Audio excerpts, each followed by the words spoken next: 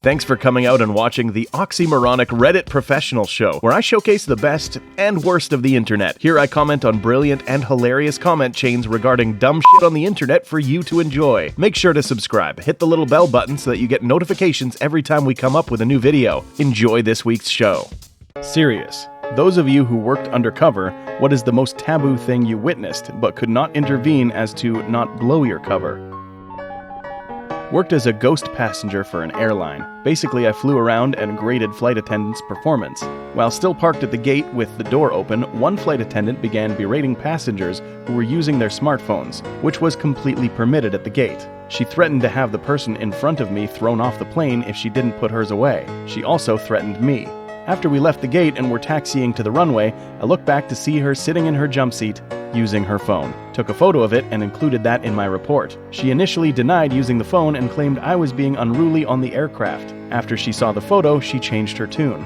How do you even get a job being a ghost passenger? I was hired as a flight attendant and was later promoted to the position of check flight attendant, which includes limited supervisory positions including ghost rides. I did most of my ghost rides after being promoted to instructor. I worked as a secret shopper for a while for a small store. The most egregious thing I found were employees would hide inventory if they knew a sale was coming up. I'd also go in and ask questions about what equipment I should use just to test their general knowledge. Most failed, but they were young kids getting paid shit, so I felt bad squealing on them. I also forgot to add that I had to put up with being hit on by teenagers and creepy older guys. I had to play along and see if they knew their shit despite throwing terrible game.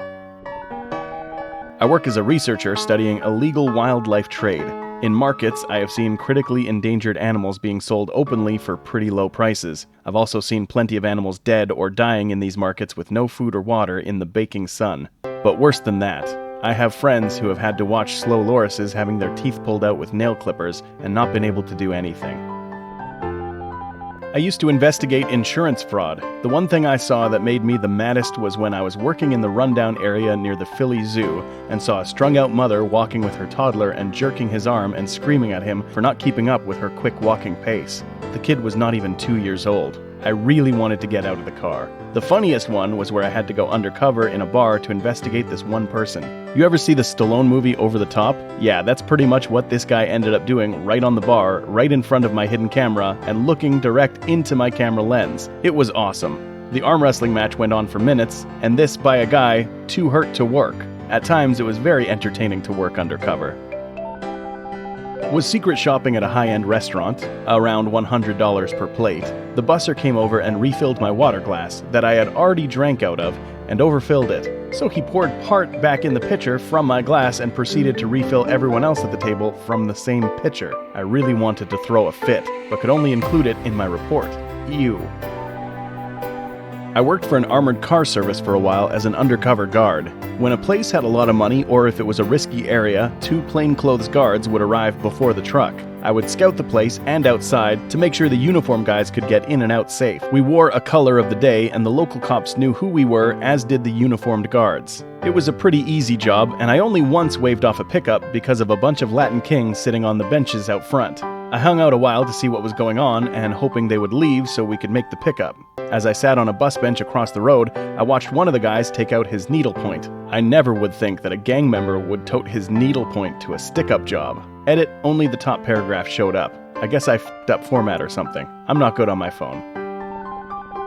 I once took my vehicle to an independent shop for routine maintenance. I said I was dropping it off for as long as it might take, as I was going to take a long trip the following month. I sat across the street in a diner eating soup and drinking coffee. I got a call that my vehicle needed about $4,500 worth of work an hour and a half later.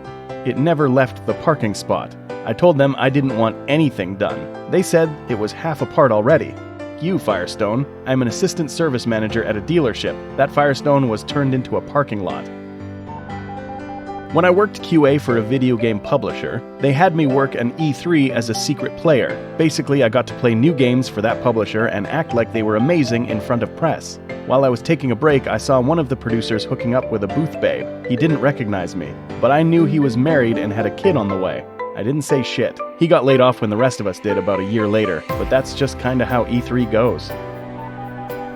I am so So late to this party, but here it goes. I am a TV producer. I was working on a popular documentary a while ago. We were following a woman who was addicted to heroin and had resorted to prostitution in order to make money to support her habits. One day, a friend of hers got thrown into jail. She decided she needed to work really hard to bail them out. So she called her friend who owned a crack house that he let girls like her turn tricks in about $10 a pop. To answer Opie's question, I witnessed this girl share needles with many people and watched as John after John came into the house and disappeared into the bedroom with her for a little bit. I am a private investigator, contracted by government to check massage shops to see if they're soliciting. I usually get sent to shops which have had multiple complaints and an investigation in its final stages, and they needed evidence to support their case. So, I go to one place, everything seems normal except for being asked to strip bare for an oil massage. Eventually, I am asked to flip over. Therapist, without asking, just starts rubbing some gel on my parts. At this point, I am obligated to refuse and finish the session. I ask her to stop, but halfway through the sentence, I am hit with the most intense pain. Turns out, she was new and was unaware that alcohol gel is not the same as massage oil. Long story short, manager was convicted of coercing staff on the basis of their visas being revoked if they didn't comply, and I had to stand in court and tell the events of that day. I was running a wire. We were looking to arrest a guy who beat a 2-year-old so bad she had broken femurs. We wired up Mom and had her go to the boyfriend's house and try to get him to confess. Mom started out great, led the boyfriend along, and started to fucking blow him.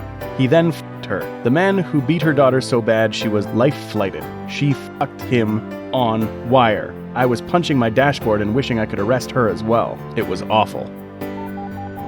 From 2007 through 2008, I worked on a smuggling interdiction task force. My team dealt with human trafficking. My job was all bullshit, and I regret that we couldn't really do anything to put a dent in the problem. I worked undercover in that I did not wear a uniform or carry a badge, and my authority was civilian, so I only reported to LEAs. The most taboo thing I witnessed that I was not allowed to do anything about was women, mothers, aunts, grandmothers, offering children for sex in exchange for cash. The truth of the matter is that, at least in Western society, the threshold of evidence required to hold women responsible for sex trafficking is not even in the same ballpark as for men. The number of cases we had to tolerate sickens me. I don't know which we need to address first as a society, the rampant abuse or the gender bias that keeps it going, but the truth be told, I met just as many women pimps and abusers as I did men. The biggest difference I could see is that women were more often pimping out the under 12 demographic versus the male pimps that were pimping out the teens. I never saw one female prosecuted, but we were successful in moving a handful of kids to foster care. Worked as a private investigator for a while, mostly did work comp cases, seen some shiftiness, drug deals, etc. Worst thing was conducting surveillance on a person at an apartment complex. Get there before light to set up my rig. A little before sunrise, this Mexican couple, 50s-ish, in a truck, pulls up in front of my position. Guy's pulling a trailer, gets out, rummaged through dumpster for metal and stuff. Okay, not so bad. Then the woman with him gets out and between my vehicle and said dumpster, proceeds to pop a squat and shit on the ground. Way to start my morning, guys. Thanks. Edit spells good. Former loss prevention here, best job ever by the way, witnessed so much sex in the stockrooms, couples, singles, trios, you name it. We had cameras everywhere, of course, especially in the stockrooms due to rampant employee theft. We had countless hours of employee sex on tape. We couldn't reveal the cameras, which would tip off the thieves, so all we could do was watch. I used to do training at a call center. I always included being aware of social engineering attempts in my role plays. Management liked this so much they started having me do this as a secret caller. I hate to say it, but I got a lot more people than I should have. Even started doing it ad hoc for other divisions when word got round. Worst was an agent that I'm not sure if she really just didn't care or was just so overly helpful that she didn't think twice.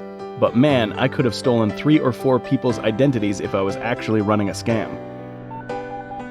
Couple showed up to a party with their kids, boy about 11, girl about 9. Get paid by host, have kids do it with each other for entertainment of some of the people present. For further tips, let a couple sickos join in after a few minutes. Kids have safely been wards of the state for several years now. Pretty late to the party. but I was an undercover assets protection specialist at Target for a year in my early 20s. The main taboo thing I noticed, and one of the reasons I wound up hating it and ultimately quitting, is the whole security industry is racist as f***.